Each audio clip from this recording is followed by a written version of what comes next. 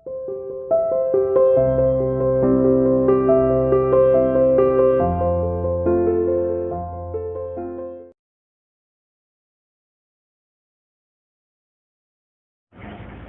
students, welcome to CR International School online study system. I hope all of you will be fine at home. Stay home, stay safe बेटे. We are doing business studies lesson number 1. जैसा कि आप लोग जानते हो बेटे, last video में हमने अपना लेसन नंबर 10 फिनिश कर दिया था, इंटरनेशनल ट्रेड बेटे. जैसे वो लेसन फिनिश हुआ था, आपका जो सिलेबस था, ठीक है, बिजनेस स्टडीज का जो सिलेबस था वो भी खत्म हो चुका है बेटे. अब सिलेबस हो चुका है खत्म, तो मैंने क्या सोचा, अब फिर से लेसन नंबर 1 बेटे पढ़ लेते हैं. जिन बच्चों ने क्लास नहीं ली थी स्टार्टिंग में, उनका थोड़ा रिवीजन हो जाएगा. तो आज हम लेसन नंबर 1 से बेटे फिर से स्टार्ट करते हैं. तो आज आपका लेसन नंबर 1 है evolution and fundamental of business बेटे. ठीक है, कि बिजनेस का एवोल्यूशन कैसे हुआ बेटे, ठीक है, और बिजनेस की कुछ आधारभूत टर्में हम पढ़ेंगे बेटे क्या होती है. तो आपको याद हो तो हमने सबसे पहले बेटे ह्यूमन एक्टिविटीज से हमने स्टार्ट किया था. तो आपको पता है जो ह्यूमन एक्टिविटीज होते हैं बेटे वो दो टाइप की होती है, एक इकोनॉमिक एक्टिविटीज, दूसरी सोशल एक्टिविटीज. इकोनॉमिक एक्टिविटी बेटे जो प्रॉफिट अर्न करने के लिए की जाती है, और सोशल एक्टिविटीज जो मेंटल सेटिस्फैक्शन के लिए की जाती है बेटे, सोशल वेलफेयर के लिए, समाज की भलाई के लिए की जाती है, जिससे हमें मेंटल सेटिस्फैक्शन मिलता है बेटे, एक मानसिक आराम मिलता है कि हमने समाज की भलाई की बेटे. ठीक है, दिन अच्छा बीतता है, आपको शांति का महसूस होता है बेटे. तो इस तरह से होती है. तो बुक में आपको बताया गया बेटे कंसेप्ट ऑफ बिजनेस के अंदर कुछ एक्टिविटीज आपको दी हुई है, इन्हें मैं पढ़ता हूं. देखिए पहली activities, some people are busy in producing things, यानी कई लोग गुड्स को प्रोड्यूस करते हैं. Some people are busy in buying and selling of goods, कई लोग बेटे गुड्स को खरीद कर फिर बेचते हैं, यानी ट्रेडिंग आपको करते हैं. Some people are busy in profession of law, कई लोग बेटे लॉ यानी कानून यानी वकील का काम करते हैं बेटे, एडवोकेट या लॉयर आप बोल लीजिए. Some people are busy in treating the patients, कई लोग पेशेंट्स का इलाज करते हैं, लाइक डॉक्टर बेटे. People are serving in factory, कई लोग फैक्ट्री में काम करते हैं बेटे. Some people are serving in government offices, कई लोग गवर्नमेंट जॉब होते हैं उनकी गवर्नमेंट ऑफिसेस में काम करती है. Some people are busy in propagating religion, कई लोग बेटे अपने रिलीजन, अपने धर्म का विस्तार करने में बिजी होते हैं, अपने धर्म का विस्तार करते बेटे. And some people are busy in doing the social work, और कई लोग सोशल वर्क में काम करते बेटे. तो मैंने कुल 8 एक्टिविटीज का नाम लिया बेटे. उन 8 में से पहली 6 एक्टिविटीज तो प्रॉफिट कमाने के लिए की जा रही थी. लास्ट की जो एक्टिविटीज थी सोशल वर्क और प्रोपागेटिंग द रिलीजन, धर्म का विस्तार करना बेटे, ये इकोनॉमिक एक्टिविटीज नहीं थी, ये सोशल एक्टिविटीज थी, क्योंकि ये अपने मन के संतुलन के लिए, मन के आराम के लिए या मेंटल सेटिस्फैक्शन के लिए की जाते बेटे. That is why they are called social activities. तो ये सोशल एक्टिविटीज थी बेटे. तो आपको पता लगा कि अब ह्यूमन की जो एक्टिविटीज होते बेटे, देखिए ह्यूमन कोई भी जो काम करता है, ठीक है, any activity done by the human beings, ठीक है, human beings is called human activity बेटे, ह्यूमन एक्टिविटी. तो मानव प्राणी, ह्यूमन बीइंग्स यानी कि मानव प्राणी, तो ह्यूमन बीइंग्स कोई भी कार्य जब करता है, any activity is perform by the human beings is called human activity. तो क्या कहलाती है? ह्यूमन एक्टिविटी कहलाती है बेटे. अब ह्यूमन एक्टिविटी आपकी 2 टाइप की होती है. Economic activity, the activity which is done for earning the profit बेटे, जो एक्टिविटी प्रॉफिट अर्न करने के लिए, to earning the profit earn करने के लिए की जाती है बेटे, वो आपकी इकोनॉमिक एक्टिविटी कहलाती है. Non economic activity is activity which is done for social satisfaction या मेंटल सेटिस्फैक्शन बेटे. तो जो एक्टिविटी सोशल वेलफेयर, समाज की भलाई के लिए या फिर अपने मेंटल सेटिस्फैक्शन के लिए की जाती है बेटे, वो आपकी नॉन इकोनॉमिक एक्टिविटी कहलाती है. ठीक है, इकोनॉमिक एक्टिविटी यानी जो प्रॉफिट अर्न करने के लिए की जाए बेटे, इनकम कमाने के लिए की जाती है. इकोनॉमिक एक्टिविटी 3 टाइप की होती है, बिजनेस, प्रोफेशन एंड एम्प्लॉयमेंट बेटे. Non economic activities mental satisfaction के लिए की जाती है बेटे. तो आपको पता लग गया, any activities that is done by the human beings, ठीक है, इज कॉल्ड ह्यूमन एक्टिविटीज बेटे. ठीक है, ये एक्टिविटीज या तो प्रॉफिट अर्न करने के लिए की जाती है यानी इकोनॉमिक एक्टिविटी, या फिर मेंटल सेटिस्फैक्शन या सोशल वेलफेयर, समाज की भलाई या अपने मानसिक संतुलन को आराम देने के लिए की जाती है, जो नॉन इकोनॉमिक एक्टिविटी बेटे कहलाती है. अब जो इकोनॉमिक एक्टिविटी है वो 3 टाइप की है, बिजनेस, प्रोफेशन, एम्प्लॉयमेंट. सबसे पहले हम स्टार्ट कर लेते हैं बेटे, व्हाट इज बिजनेस. अच्छा, बिजनेस एक इकोनॉमिक एक्टिविटी है, ये तो आपको यहां से पता लग ही गया. तो बिजनेस की जब आप डेफिनेशन बनाओगे तो बोलते क्या कहोगे कि business refers to an economic activity. Business refers to an economic activity which is done for earning the profit बेटे, बिजनेस का प्रॉफिट ऑब्जेक्टिव क्या होता है? Earning the profit by producing goods and services, by producing and selling, आप बोल सकते हो producing and selling the goods and services बेटे। तो सबसे पहले बिजनेस क्या होता है? एक इकोनॉमिक एक्टिविटीज होती है जो रेगुलर बेसिस पर, ये भी ध्यान रखिएगा कि जो बिजनेस होता है बेटे वो रेगुलर बेस पे किया जाता है। अगर आपने उसे रेगुलर बेस पे नहीं किया तो वो बिजनेस नहीं कहलाएगा बेटे। कभी कभार जैसे आपने अपनी कोई पुरानी चीज बेच दी बेटे तो वो सेलिंग तो है, लेकिन रेगुलर बेस पर। आपने अपनी पुरानी किताबें बेच दी बेटे, रेगुलर बेस पे थोड़ी नहीं बेच रहे हो आप। आपने अपनी कोई पुरानी कार बेच दी, पुराना बाइक बेच दी, पुरानी स्कूटी बेच दी बेटे, तो ये रेगुलर बेस पर आप नहीं कर रहे हो, कभी कभार होते बेटे, तो वो इकोनॉमिक एक्टिविटी नहीं कहलाएगी। तो बिजनेस एक ऐसी रेगुलर इकोनॉमिक एक्टिविटी होती है जो कि हमें प्रॉफिट अर्न करने के लिए की जाती है और जिसके अंदर production of goods and services and selling of goods and services शामिल किया जाता है बेटे। तो आपको बता रखा है कि business refers to that economic activity which is conducted on regular basis for earning the profit through the production and sale of goods and services. For example एक क्लॉथ शॉप बेटे, कपड़ों की एक दुकान है, वो बिजनेस के अंदर आएगी। ट्रांसपोर्ट कंपनी की बेटे जो होती है वो बिजनेस के अंदर आएगी, ठीक है। तो क्लॉथ शॉपिंग बेटे क्लॉथ को बेचती है, ट्रांसपोर्ट कंपनी सर्विसेज प्रोवाइड करा रही है, बिजनेस के अंदर आती है। तो ये था आपका बिजनेस। नेक्स्ट आ जाइए प्रोफेशन बेटे। प्रोफेशन यानी कि व्यवसाय, और व्यवसाय परफॉर्म करने के लिए आपको स्पेशल स्किल्स चाहिए होती है। स्पेशल स्किल की रिक्वायरमेंट पड़ते बेटे, स्पेशल डिग्री आपको चाहिए। देखिए एक डॉक्टर जब तक पेशेंट की ट्रीटमेंट नहीं करता जब तक उसके पास एमबीबीएस की डिग्री ना हो बेटे। एक लॉयर जब तक अपनी लीगल प्रैक्टिसेस को परफॉर्म नहीं कर सकता जब तक उसके पास बेटे एलएलबी ना हो। एक सीए चार्टर्ड अकाउंटेंट जब तक कंपनी के अकाउंट्स पर अपनी साइन नहीं कर सकता जब तक उसके पास सीए की डिग्री ना हो बेटे। तो व्यवसाय या प्रोफेशन करने के लिए आपको सबसे पहले तो एक स्पेशल डिग्री की रिक्वायरमेंट होती है और फिर उस स्पेशल डिग्री के बाद आपको स्पेशल स्किल, ठीक है, और स्पेशल स्किल और स्पेशल प्रैक्टिसेस की आवश्यकता पड़ती है, तब जाके आप प्रोफेशन को कैरी आउट कर सकते हो बेटे। विदाउट डिग्री विदाउट स्किल आप प्रोफेशन को कैरी आउट नहीं कर सकते। देख लीजिए कि profession refers to that economic activity which is conducted by a person having some special knowledge and skill बेटे। तो ये एक ऐसा पर्सन परफॉर्म करता है जिसके पास स्पेशल नॉलेज और स्किल होती है and which is used impartially to serve the different section of society, और वो डिफरेंट सेक्शन ऑफ सोसाइटी को सर्व यानी कि सर्विस यानी कि सेवाएं प्रदान करता है। Like legal practices, medical practices, CA practices बेटे, ये सारी प्रोफेशन होता है। अब आ जाइए एम्प्लॉयमेंट बेटे।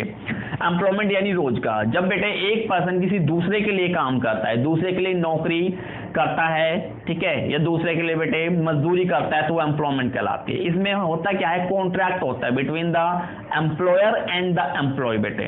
कॉन्ट्रैक्ट होता है कि आप उसके लिए 1 महीने काम करोगे, 1 महीने के बाद वो आपको आपकी सैलरी पे कर देगा बेटे। ये होता है एम्प्लॉयमेंट। तो देखिए employment is a kind of contract. मैंने बताया ना ये कॉन्ट्रैक्ट होता है एम्प्लॉयर और एम्प्लॉय के बीच। So it is a kind of contract which one work for other in lieu of remuneration बेटे।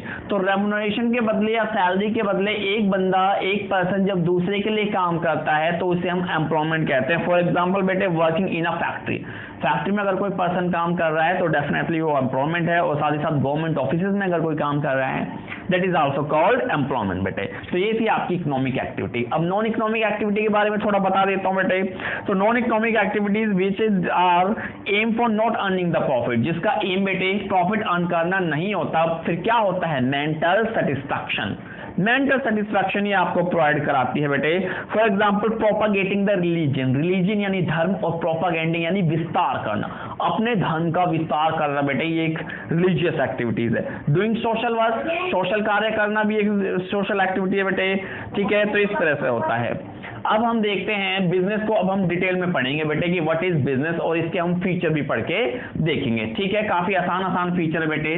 तो बिजनेस की डेफिनेशन मैं आपको बता चुका हूं कि business is an economic activity. Business is an economic activities which is done on a regular basis for earning the profit through production and selling the goods and services बेटे। तो मैंने आपको बताया सबसे पहले it is a regular activity. Business एक regular activity होती है फॉर अर्निंग द प्रॉफिट। इसका एम क्या होता है? प्रॉफिट अर्न करना है, फॉर अर्निंग द प्रॉफिट, ठीक है। इसका जो मोटिव होता है, उद्देश्य होता है, प्रॉफिट अर्न करना होता है by production and selling the goods and services, by production and selling the goods and services बेटे. So that is called business.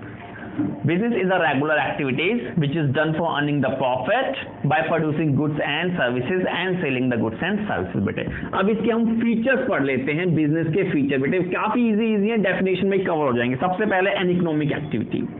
तो बिजनेस एक बेटे इकोनॉमिक एक्टिविटी है जो प्रॉफिट अर्न करने के लिए की जाती है. बिजनेस का उद्देश्य कोई सोशल वेलफेयर या लोगों की भलाई करना नहीं होता. बिजनेस का मतलब होता है प्रॉफिट अर्न करना. और अगर कोई ऐसी एक्टिविटी की गई है जो प्रॉफिट के उद्देश्य से नहीं की गई तो बिजनेस में कभी कवर नहीं होगी बेटे. Never ever it will be covered in the business. तो बेटे ये असेंशियल चीज है कि कोई भी एक्टिविटी जो हमने की है वो इकोनॉमिक नेचर की होनी चाहिए, यानी कि प्रॉफिट कमाने के उद्देश्य से की गई होनी चाहिए. For example purchase and sale of goods by a shopkeeper. अब शॉपकीपर यानी रिटेलर और होलसेलर करते क्या है बेटे, गुड्स को खरीदते हैं और बेचते हैं. किस उद्देश्य से, प्रॉफिट कमाने के लिए बेटे. तो उनकी एक्टिविटी इकोनॉमिक कहलाएगी. ठीक है बेटे, लोगों की भलाई के लिए आपने भंडारा करवा दिया, ठीक है, या आपने बेटे मंदिरों के बाहर लगी भीड़ को गुड्स बांट दिए, वो आपकी इकोनॉमिक एक्टिविटी नहीं है, वो अपनी मेंटल सेटिस्फैक्शन के लिए किया गया काम है. तो आपको ध्यान रखना है बिजनेस एक इकोनॉमिक एक्टिविटी होती है जिसका उद्देश्य प्रॉफिट कमाना होता है बेटे. और अगर कोई एक्टिविटी हमने बिना प्रॉफिट के की है तो फिर वो इकोनॉमिक एक्टिविटी नहीं कहलाएगी. सेकंड है बेटे exchange of goods and services. Very important, exchange of goods and services. तो बेटे बिजनेस का जो मेन पर्पस होता है वो एक्सचेंज होता है, exchanging the goods and services. Goods and services को आपको एक्सचेंज करना है, वो भी रेगुलर बेसिस पे बेटे. रेगुलर बेसिस पर अगर आप एक्सचेंज नहीं करते, कभी कभार करते हो, that can not be called business. For example आप हर साल मान लो अपनी पुरानी किताबें बेचो बेटे किसी को, तो वो बिजनेस नहीं है बेटे. वो रेगुलर बेस पे आप नहीं कर रहे, कभी कभार कर रहे हो. फॉर एग्जांपल आपने कोई पुरानी गाड़ी बेच के नई गाड़ी खरीद ली बेटे, वो भी रेगुलर एक्टिविटी नहीं है, कभी कभार की जाने वाली एक्टिविटी बेटे. तो कोई भी ऐसी एक्टिविटीज जो बेटे एक्सचेंज ना हो, रेगुलर एक्सचेंज ना हो, वो बिजनेस आपका कभी नहीं कहलाएगी. तो बताया हुआ है कि बिजनेस होने के लिए भाई एक्सचेंज होना बड़ा जरूरी है बेटे. It means that if an individual purchase a thing or service for his personal use. अगर कोई इंडिविजुअल अपने पर्सनल यूज के लिए, अपने खुद के प्रयोग के लिए गुड्स परचेस करता है बेटे, तो वो बिजनेस एक्टिविटी नहीं कहलाएगी. अगर वो गुड्स को परचेस करता है, दुकान में रखता है और फिर दुकान में लगाने के बाद बेचता है रेगुलर बेसिस पर, तब वो प्रॉपर एक्सचेंज कहलाएगा और तब वो बिजनेस एक्टिविटी बेटे बन पाएगी. फॉर एग्जांपल एक शॉपकीपर बेटे मटेरियल परचेस करता है फॉर डोमेस्टिक यूज, अपने घर में यूज करने के लिए अगर वो कर रहा है तो वो उसकी इकोनॉमिक एक्टिविटी नहीं है. हाँ, अगर शॉपकीपर अपनी दुकान में उस चीज को आके रखता है और फिर उसे रेगुलर बेस पर बेच रहा है बेटे, तो फिर वो इकोनॉमिक एक्टिविटीज कहलाई जाएगी. ठीक है, तो इसी तरह ट्रांसपोर्टिंग कंपनी के बारे में एग्जांपल दिया बेटे. ट्रांसपोर्टिंग कंपनी अगर ट्रांसपोर्ट के लिए व्हीकल का यूज करते हैं तो फिर वो उसकी बिजनेस एक्टिविटी है. अगर ट्रांसपोर्ट कंपनी का मालिक अपने खुद के लिए कार खरीदता है, पर्सनल यूज के लिए कार खरीदता है बेटे, तो फिर वो उसकी इकोनॉमिक एक्टिविटी नहीं कराएगी. हाँ, कंपनी के लिए कार खरीदता है और कंपनी बेटे उस कार के थ्रू गुड्स एंड सर्विसेज को डिलीवर्ड करेगी, तो फिर वो बिजनेस एक्टिविटी कहलाएगी बेटे. तो आपको ध्यान रखना है कि जो भी एक्टिविटी है उसका उद्देश्य प्रॉफिट अर्न करना होना चाहिए, अपना खुद का पर्सनल यूज नहीं होना चाहिए, अदरवाइज फिर वो बिजनेस एक्टिविटी नहीं कहलाएगी बेटे.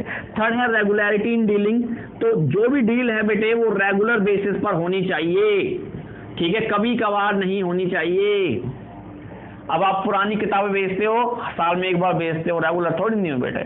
आप नई कार खरीद के लाए, पुरानी कार बेच दी, नई स्कूटी खरीद के लाए, पुरानी स्कूटी बेच दी, नई बाइक खरीद के लाए, पुरानी बाइक आपने बेच दी बेटे. ये रेगुलर बेस पे नहीं हो रहा, कभी कभार हो रहा है. तो बेटे कोई भी एक्टिविटी तब बिजनेस एक्टिविटी कहलाएगी जो रेगुलर यानी डे टू डे, डेली जब उसमें बेटे ट्रांजैक्शन होते हैं. कभी कभार होने वाले ट्रांजैक्शन को हम बिजनेस नहीं मानते बेटे. It is never ever called the business.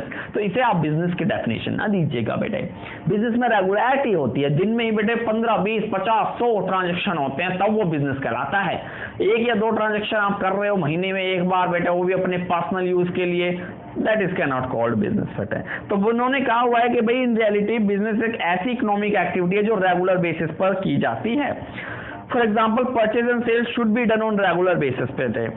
If activity is not regular but intermittent it is cannot called business. तो अगर बेटे कोई एक्टिविटी रेगुलर नहीं है, कभी कभार हो रही है, तो उसे हम बिजनेस नहीं कहेंगे। फॉर एग्जांपल एक पर्सन बेटे ओल्ड स्कूटर को बेच के न्यू स्कूटर परचेस करता है, तो ये उसका बिजनेस नहीं है बेटे, वो अपने पर्सनल यूज के लिए लेके आ रहा है, रेगुलरिटी नहीं है इसमें, कभी कभार है। मैंने पुरानी बुक का एग्जाम्पल भी आपको दे दिया, वो एग्जाम्पल भी आप ले सकते हो।